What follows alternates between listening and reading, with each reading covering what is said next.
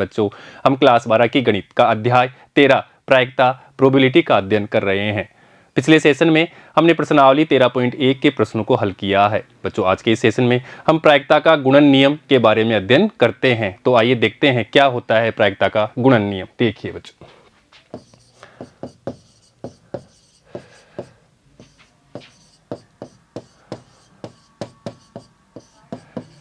पहले अपन प्रायिकता का गुणन नियम देखेंगे, फिर इसको उदाहरण से समझेंगे। तो देखिए बच्चों, माना दो घटनाएं, एक है ई व एफ, दो घटनाएं सैंपल स्पेस प्रतिदर्श समष्टि एस की घटनाएं हैं।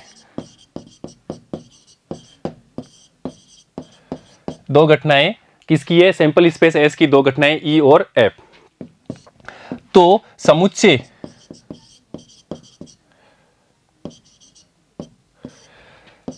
ई तथा एफ, ई तथा इसको पढ़ते हैं ई तथा एफ, समुच्चय ई तथा एफ की प्रायिकता हमें निकालनी है।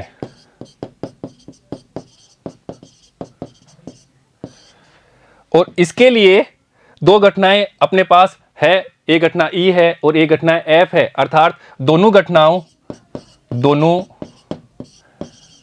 घटनाएं संयुक्त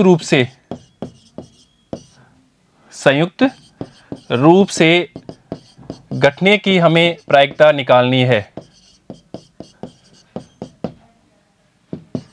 अर्थात प्रोबेबिलिटी ऑफ ई तथा एफ की हमें प्रायिकता निकालनी है। इसकी कभी कभी आवश्यकता पड़ सकती है। और बच्चों को इसको अपन लिख भी सकते हैं, प्रोबेबिलिटी ई तथा एफ, इसको अपन लिख सकते हैं प्रोबेबिलिटी ई एफ। अगर ऐसा लिखा है, इसको अपन ऐसा लिख सकते हैं, ऐसा लिखा है, इसका मतलब है कि हमें प्रोबेबिलिटी ई तथा एफ दोनों की संयुक्त रूप में क्या निकालनी है? प्रायिकता निकालनी है। तीन घटनाएं भी हो सकती है, हम उसकी भी बात करेंगे। तो देखो, हम जानते हैं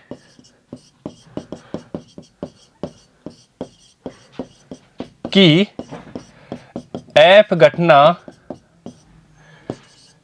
के घटित होने पर ई घटना की प्रायिकता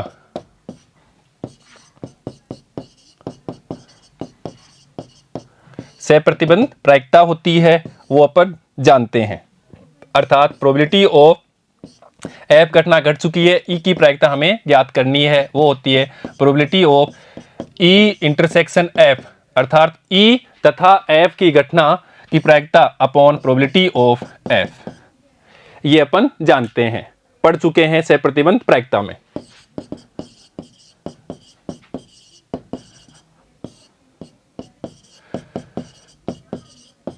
अर्थात अपन कह सकते हैं कि दो घटनाएं कौन सी है?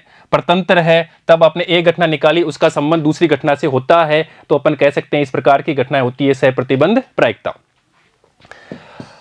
अब यहां से हमें यह निकालना है, तो बच्चों देखिए अपन क्या करते हैं, क्रॉस मल्टीप्लाई कर देते हैं। अर्थात प्रोबेबिलिटी ऑफ ई तथा एफ या E intersection F is equal to probability of F और प्रोबेबिलिटी ऑफ ई जब घटना एफ घट चुकी है। या इसको दूसरे रूप में भी अपन लिख सकते हैं, यदि प्रोबेबिलिटी अपने पास में हो, घटना ई घट चुकी हो और एफ की प्रायिकता निकालनी हो, सहप्रतिबंध प्रायिकता है, यहाँ पे एफ घट गई थी, ई की प्रायिकता निकाली है, यहाँ ई घट गया, एफ की निकालनी है।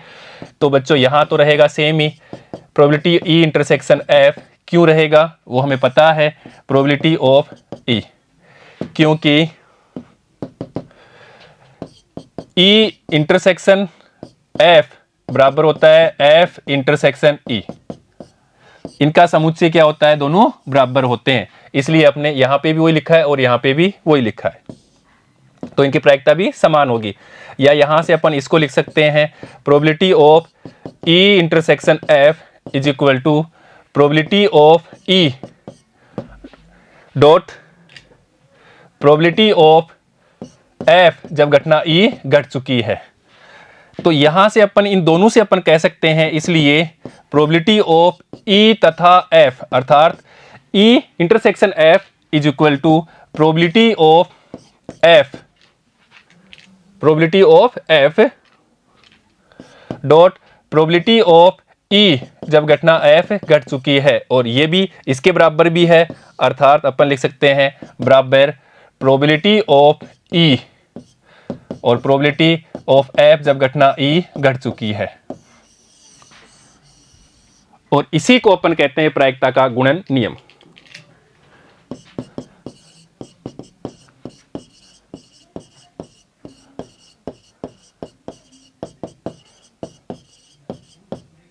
प्रायिकता का गुणन नियम।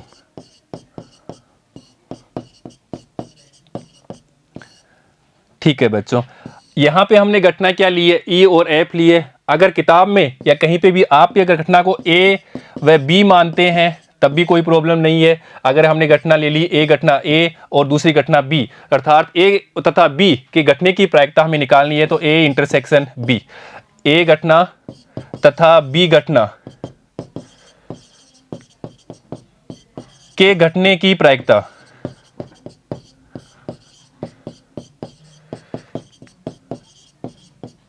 उसके लिए अपन ये फॉर्मूला यूज करेंगे, is equal to probability of A और प्रोबेबिलिटी ऑफ यहां पे आएगा बी घटना की प्रायिकता जब ए घट चुकी है, या ये किसके बराबर होगा, या हो सकता है सर प्रोबेबिलिटी ऑफ बी और प्रोबेबिलिटी ऑफ ए जब घटना बी घट चुकी है। तो ये भी घटना क्या है, यहाँ पे जब हमने ए और बी ले लिया तब यही फॉर्मूला है, यहाँ पे घटना हमने ई और एफ लिया, बात एक ही है, अर्थात यही हमारा क्या है, प्रायिकता का गुणन नियम है। ठीक है बच्चों, तो इस प्रकार से ए घटना घट रही है, दूसरी घटना ये घटना हमारी घटित है, ज्ञात है या घटित हो चुकी है, और इस घटना की हमें प्रायिकता निकालती है, तो ये तो होता है अपना सहप्रतिबंध प्रायिकता, अर्थात यहाँ पे ये डिपेंडेंट है, परतंत्र है, एक स्वतंत्र नहीं होती है ये घटनाएं। तो एक घटना का प्रभाव दूसरी पे पड़ता है, तो इस प्रकार की घटनाएं अपन कहते हैं सहप्रतिबंध प्रायिकता, और उससे अपन निकाल लेते हैं प्रायिकता का गुणन नियम। अर्थात ए घटना तथा बी घटना अर्थात इनके इंटरसेक्शन की प्रायिकता निकालनी हो तो अपन इस फॉर्मूले की सहायता से ये प्रायिकता निकाल सकते हैं। अब इनको समझते हैं उदाहरण से, देखिएगा उदाहरण 8, अच्छी तरह समझिएगा बच्चों। एक कलश में 10 काली और 5 सफेद गेंद है। मान लेते हैं ये अपने पास में एक कलश है और इस कलश के अंदर अपने पास में 10 काली गेंद है, 10 ब्लैक काली गेंद प्लस 5 सफेद गेंद है। ये इतनी गेंदें इसके अंदर है, तो कुल गेंदें तो कितनी हो गई, कुल गेंद इज इक्वल टू 10 प्लस 5 बराबर 15 हो गई, तो हमारे पास में 15 घटनाएं हो जाएगी। अब आगे कह रहा है 2 गेंद एक के बाद एक निकाली जाती है, एक निकाली फिर हमने दूसरी गेंद निकाली, और पहली गेंद दूसरे के निकालने से पहले वापस नहीं रखी जाती, अर्थात ये क्या हो गई, परतंत्र घटना हो गई। इस गेंद पहली निकाली, उसका प्रभाव इसके ऊपर दूसरी गेंद पे पड़ेगा, अर्थात ये क्या हो गई, कंडीशनल प्रोबेबिलिटी हो गई, इसका प्रभाव पड़ रहा है, स्वतंत्र घटना नहीं। ये साफ लिखा हुआ है। मान लीजिए कि कलश में से प्रत्येक गेंद का निकालना समसामयिक घटना है। अब ये क्या होता है बच्चों, अर्थात सैंपल स्पेस में से जो अपन इसका सैंपल स्पेस निकालेंगे तो सैंपल स्पेस में प्रतिदर्श बिंदु के प्रत्येक प्रतिदर्श बिंदु की क्या होती है, प्रायिकता समान रहती है, उसको अपन बोलते हैं समसंभाव्य घटना है। तो दोनों काले गेंद निकलने की प्रायिकता क्या है वो हमें निकालनी है। तो अपन मान लेते हैं कि 2 गेंद एक के बाद एक निकाली जाती है, एक ही प्रयोग कर रहे हैं, एक पहला परीक्षण किया, एक गेंद निकाली, उसके बाद हमने दूसरी, उसके बाद दूसरी गेंद निकाली, जो पहली गेंद निकाली वापस हमने नहीं उस पर डाली, अर्थात पहली गेंद का प्रभाव दूसरी गेंद पे पड़ेगा, अर्थात प्रायिकता के उसके ऊपर प्रभाव पड़ेगा।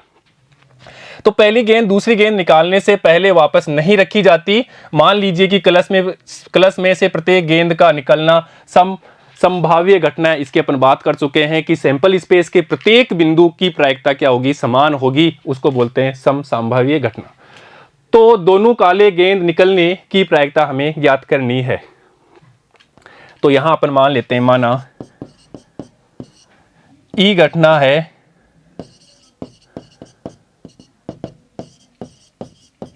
पहली गेंद के काली होने की, ये अपनी ई घटना है। पहली गेंद के काली होने की घटना क्या हो गई, ई घटना। अर्थात इसकी अपन प्रायिकता निकालते हैं। तो काली गेंद कितनी है अपने पास, काली गेंद है 10, तो फेवर में कितनी हो जाएगी 10, क्योंकि फॉर्मूला क्या है, अनुकूल स्थितियां बटे कुल स्थितियां, कुल घटनाएं स्थितियां, ये अपना फॉर्मूला है, या फेवर में बटे कुल।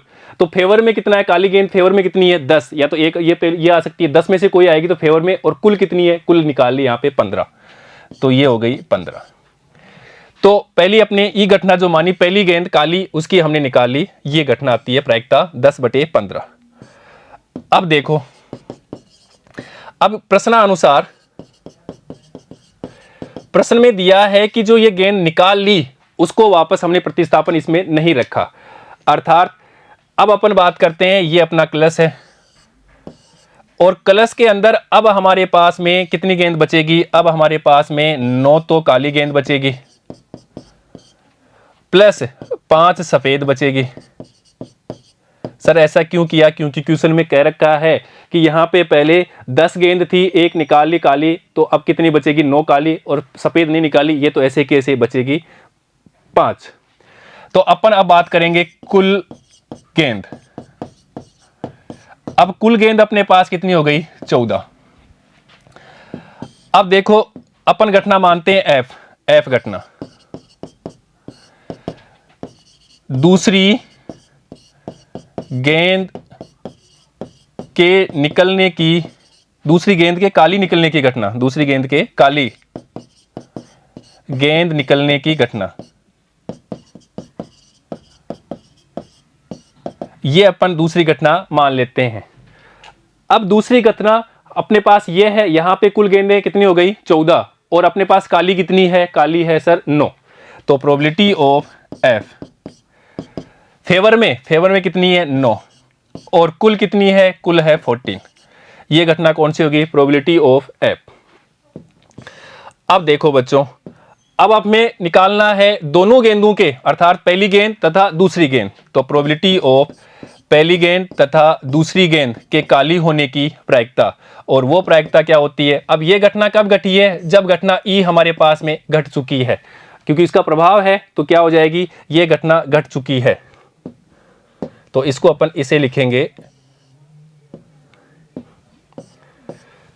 प्रोबेबिलिटी ऑफ एफ घटना, अर्थात दूसरी गेंद भी क्या होगी, काली होगी, पर इसका प्रभाव पड़ गया ना, इसलिए हमने लिखा से प्रतिबंध प्रायिकता से कि घटना ई घट चुकी है, तब घटना एफ की प्रायिकता 9/14। अब देखो प्रोबेबिलिटी ऑफ हमें निकालनी है ई घटना तथा एफ घटना दोनों के संयुक्त रूप से घटने की प्रायिकता, और वो अपन जानते हैं फॉर्मूला होता है प्रोबेबिलिटी ऑफ, यहां लिखेंगे एफ या ई लिखेंगे, कुछ भी ले लो, एक बात ले लो। तो हमने ले लिया प्रोबेबिलिटी ऑफ ई और प्रोबेबिलिटी ऑफ यहां पे एफ जब घटना ई घट चुकी है, ये ले लिया हमने प्रायिकता गुणन नियम से, प्रायिकता गुणन नियम से। अर्थात probability of E intersection F, E घटना तथा एफ घटना की प्रायिकता हम निकाल रहे हैं, is equal to probability of E, और प्रोबेबिलिटी ऑफ ई अपन निकाल चुके हैं यहाँ पे, प्रोबेबिलिटी ऑफ ई 10/15। तो यहां लिखेंगे 10/15, और प्रोबेबिलिटी ऑफ एफ जब घटना ई घट चुकी है, अर्थात इसकी प्रायिकता हम निकाल चुके हैं, यहां लिखेंगे 9/14। तो देखो यहां पर काटेंगे 5 से, तो 5 दूनी 10, 5 × 15। अब देखो 3 एकम 3, 3 × 9, अब यहाँ 2 से काट देंगे तो 7, तो ये हो जाएगी 3/7। अर्थात अपन कह सकते हैं कि प्रोबेबिलिटी ऑफ पहली घटना तथा दूसरी घटना जो हमने एफ मानी ई तथा एफ के घटने की प्रायिकता वो हो गई 3/7, और यही हमारा आंसर है। तो इस प्रकार अपन प्रायिकता का गुणन नियम से इन क्वेश्चनों को सोल्व कर सकते हैं। अर्थात हमने निकाल लिया संयुक्त रूप से, या बोल सकते हैं ई तथा एफ घटना की प्रायिकता, ये हमने निकाल लिया है। अर्थात दोनों के क्या बोलते हैं उसको, उभयनिष्ठ होने से या दोनों के संयुक्त रूप से आने की प्रायिकता क्या हो सकती है, 3/7। ठीक है बच्चों, नेक्स्ट उदाहरण और देखते हैं, देखिएगा उदाहरण 9।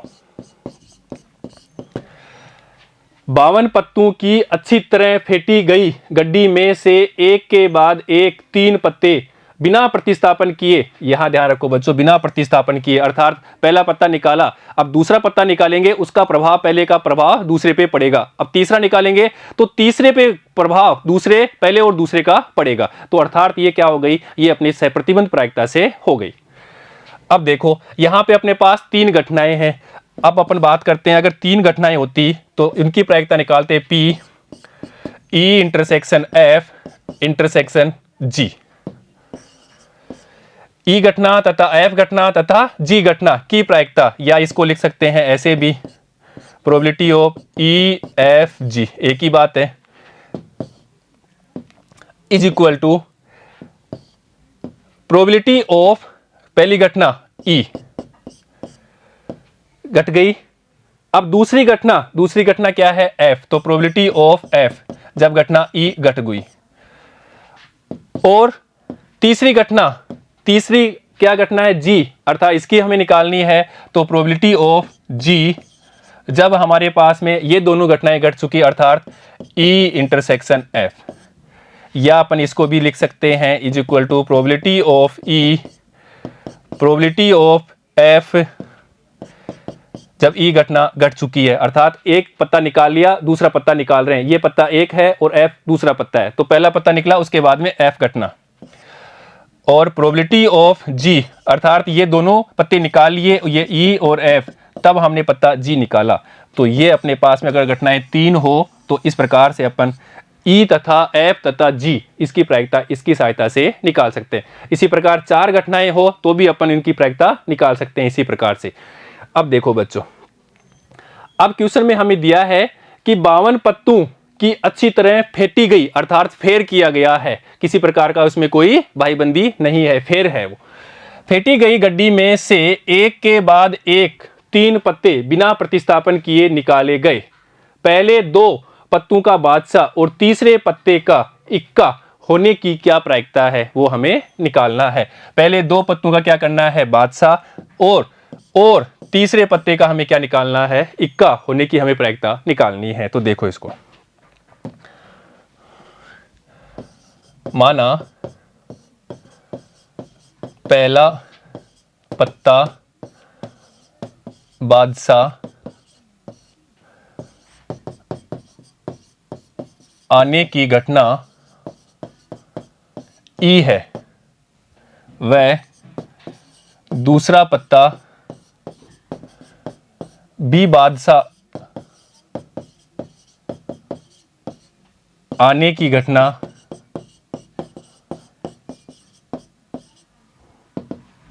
वो अपन मानते हैं एफ है, वह तीसरा पत्ता इक्का आने की घटना वो अपन मानते हैं जी है। इस प्रकार ई एफ जी 3 घटनाएं हमने ले ली। अब अपन बात करते हैं पहले घटने, अपन प्रायिकता के, पहला पत्ता बादशाह आने की प्रायिकता इज इक्वल टू, अब यहां पे देखो पहला पत्ता किसका आना चाहिए, बादशाह। अब कुल पत्ते कितने हैं अपने पास में, कुल पत्ते हैं 52, और 52 में से बादशाह कितने होते हैं वो अपन बात कर चुके हैं शुरू में ही, बादशाह होते हैं इसमें 4, तो फेवर में कितना है 4, और कुल कितने हैं 52। ये हमने प्रोबेबिलिटी ऑफ ई की निकाल ली, पहली घटना 4/52 आती है। अब अपन बात करते हैं दूसरे पत्ते की, दूसरे पत्ते के निकालने की घटना जो हमने F मानी है। अब दूसरा पत्ता निकालते हैं तो पहला पत्ता वापस प्रतिस्थापित नहीं कर रहे हैं, ये आप ये लिखा हुआ है कि प्रतिस्थापित बिना प्रतिस्थापित किए हुए कर रहे हैं, अर्थात ये सह प्रतिबंध प्रायिकता से है। तो अब पत्ते बचेंगे शेष पत्ते। तो शेष पत्ते कितने होंगे? 52 थे, एक निकाल लिया 51, और बादशाह शेष बादशाह कितने हो? 4 थे, एक निकाल लिया तो कितने बचेगा? 3। अर्थात प्रोबेबिलिटी ऑफ दूसरे पत्ते के बादशाह आने की घटना, प्रायिकता निकालेंगे उसके दूसरे के बादशाह की प्रायिकता निकालते हैं, वो क्या होगा? फेवर में कितना है? 3, तो यहां लिखेंगे 3। कुल कितना है? 51। तो प्रोबेबिलिटी ऑफ F जब घटना E घट चुकी है इज इक्वल टू 3/51। अब बात करते हैं तीसरे पत्ते की। तीसरे पत्ते की प्रायिकता की बात करते हैं। तो प्रोबेबिलिटी ऑफ तीसरे पत्ते के इक्का आने की अपन घटना निकालते हैं। तीसरे पत्ते की इक्का आने की प्रायिकता वो हमें निकालनी है जब पहले दोनों पत्ते क्या हो गए? बादशाह निकल चुके हैं। अर्थात यहां पे देखो, अब हमारे पास कुल शेष पत्ते कितने हैं? कुल शेष ताश के पत्ते 52 थे, उसमें से एक निकाला 51, फिर हमने एक बादशाह निकाला तो कितने बचेंगे अभी? 50। वह इक्के के पत्ते, इक्के के कितने रहेंगे? 4 रहेंगे। अर्थात प्रोबेबिलिटी ऑफ तीसरे पत्ते के इक्के निकलने की प्रायिकता वो हमने मानी है G, जब दोनों पत्ते निकल चुके हो, बादशाह के पहला पत्ता भी बादशाह और दूसरा पत्ता भी बादशाह, अर्थात ये E और F ये घटनाएं घट चुकी, तब हमें क्या निकाल रहे हैं? तीसरा पत्ता निकाल रहे हैं। तो फेवर में कितना है? फेवर में इक्का आने की 4, और कुल कितने हैं? 50। अतः प्रायिकता ऑफ E तथा F तथा G, या कह सकते हैं पहला पत्ता निकाला वो बादशाह, दूसरा पत्ता निकाला बादशाह, तथा फिर निकाला हमें इक्का, उसकी प्रायिकता निकालनी है। तो वो कितने क्या हो जाएगा? वो देखो बच्चों, अपने पास में यहां पे प्रोबेबिलिटी ऑफ E और प्रोबेबिलिटी ऑफ F जब घटना E घट चुकी है, और प्रोबेबिलिटी ऑफ G जब घटना ये दोनों घट चुकी है, अर्थात यहां पे अपन कहेंगे EF, और ये मान अपन यहां से रख देंगे। तो प्रोबेबिलिटी ऑफ E वो अपने पास आया था 4/52, ये 4/52, और प्रोबेबिलिटी ऑफ F 3/51, और इसी प्रकार से यहां पे देखो ये अपने पास आया था 4/50। तो यहां लिखेंगे 4/52 गुणा 3/51, और यहां पे 4/50। तो देखो बच्चों, और इसको अपन हल करते हैं तो 2/5525, और ये हमारा आंसर प्राप्त हो जाता है। तो बच्चों इस प्रकार से अपन क्वेश्चन को सोल्व कर लेते हैं। हमें दो घटनाएं E और F, उनके E तथा F के संयुक्त रूप से प्रायिकता निकालनी हो तो इस फॉर्मूले की सहायता से अपन इसकी प्रायिकता निकालते हैं, और इसी फॉर्मूले को अपन कहते हैं प्रायिकता का गुणन नियम। तो बच्चों इस प्रकार अपन प्रायिकता का गुणन नियम और उसके उदाहरणों के बारे में आज हमने अध्ययन किया है। बच्चों नेक्स्ट सेशन में हम स्वतंत्र घटनाएं और उनके उदाहरणों के बारे में चर्चा करेंगे। ठीक है बच्चों, धन्यवाद।